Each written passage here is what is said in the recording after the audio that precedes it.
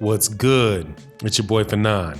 All right, man, I'm going to talk a little Errol Spence Jr., Mikey Garcia, and Canelo Alvarez.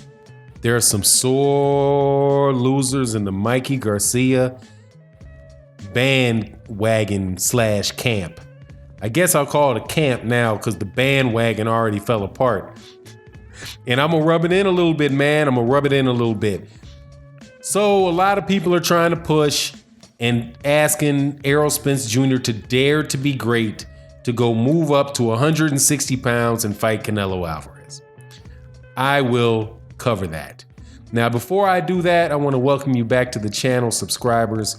If you're not subscribed, hit the subscription button and then the bell icon so you can be subscribed and you can get notified of when we release more videos and when we do our live streams, which typically start between 10:30 and 10:45 a.m. Central Standard Time, Monday through Friday. And also check out the Patreon. We have a couple real good ones that are up there today. We talked about them in the chat earlier this morning, so I hope you check that out. Now, Mikey Garcia, as we all know, back on March 16th, the Saturday before we made this video, he got blown out by Errol Spence Jr. Actually, it was the Saturday before last.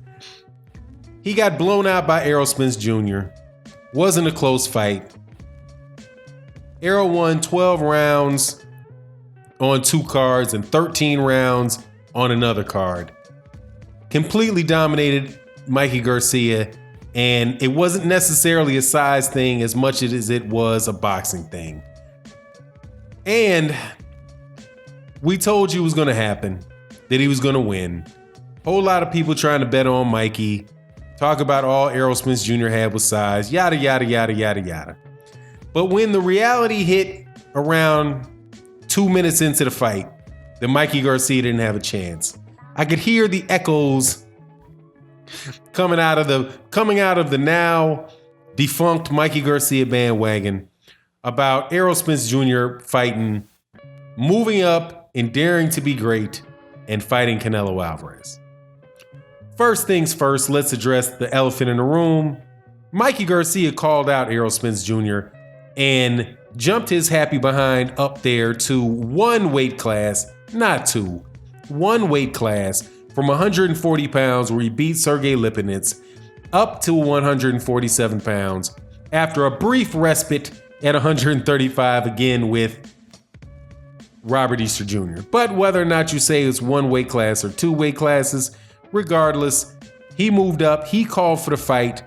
There ain't nobody to blame but Mikey Garcia. And to try to change the subject and ask Errol Spence Jr. to do something that Errol Spence Jr. never said he wanted to do, nor makes sense to do, it's just sour grapes, okay?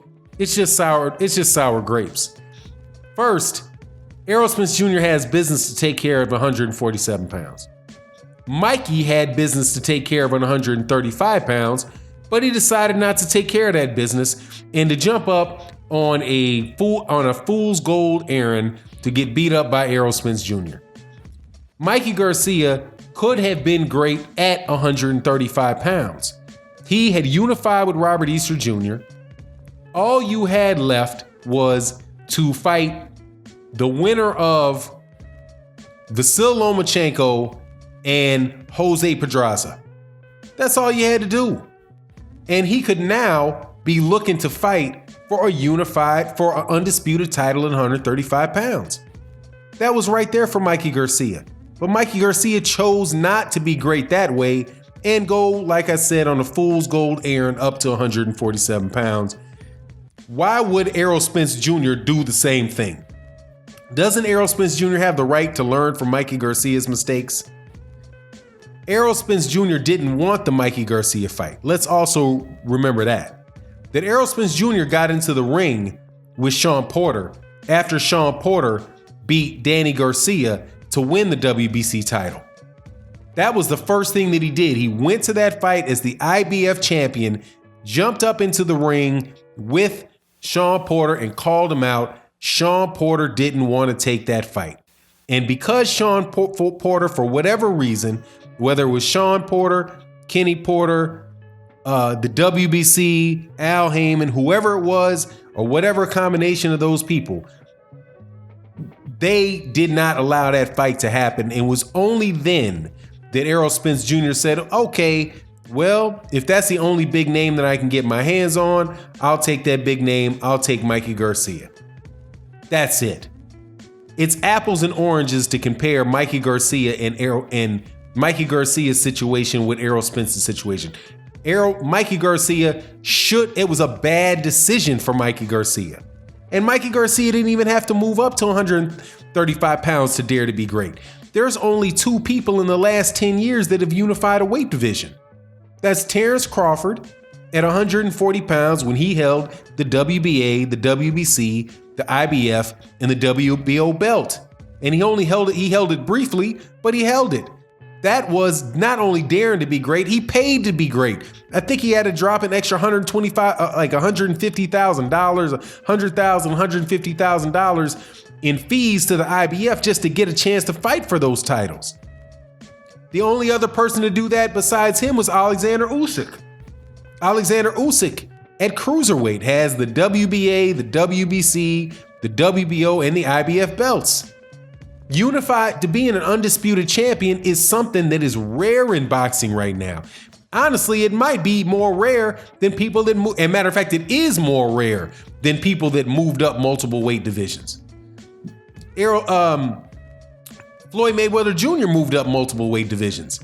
Manny Pacquiao moved up multiple weight divisions. Lomachenko moved up multiple weight divisions. Now, if you count a secondary belt for Canelo Alvarez moved up multiple weight divisions. Roy Jones Jr. moved up a ton of weight divisions.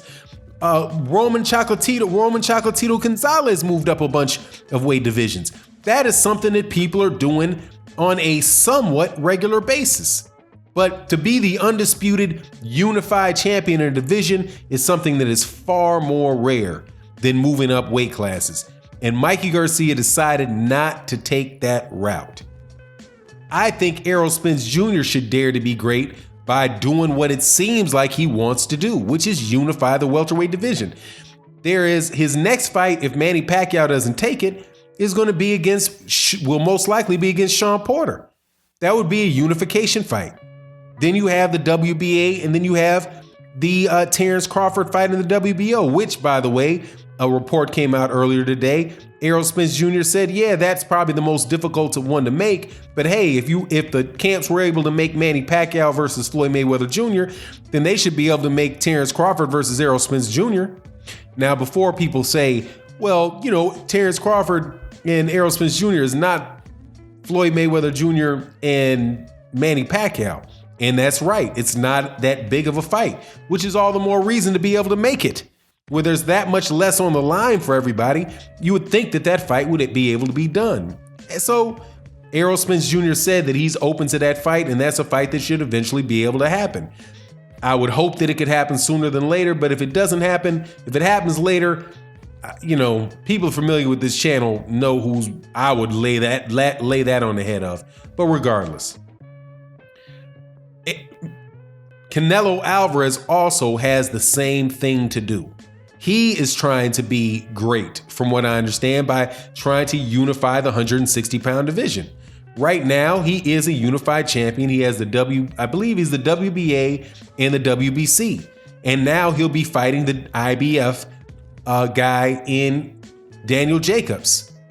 What is he supposed to not fight Daniel Jacobs? Or if he beats Daniel Jacobs, or if not take a fight with Demetrius Andrade so he can fight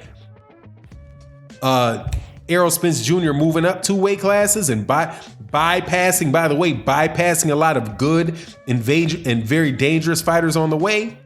I mean, that's another thing Mikey Garcia hopped past. Mikey Garcia hopped past 140 pounds.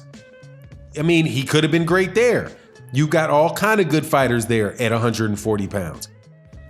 But he chose not to do it. So anyway, man, let's not try to lay all this nonsense on Errol Spence Jr.'s head about daring to be great like Mikey Garcia did. Mikey Garcia avoided doing the most obvious way to go about, and the more rare thing to do, which is be unified champion at 135 pounds. So anyway, that's my thoughts on the matter. And with that, I'm out. Peace.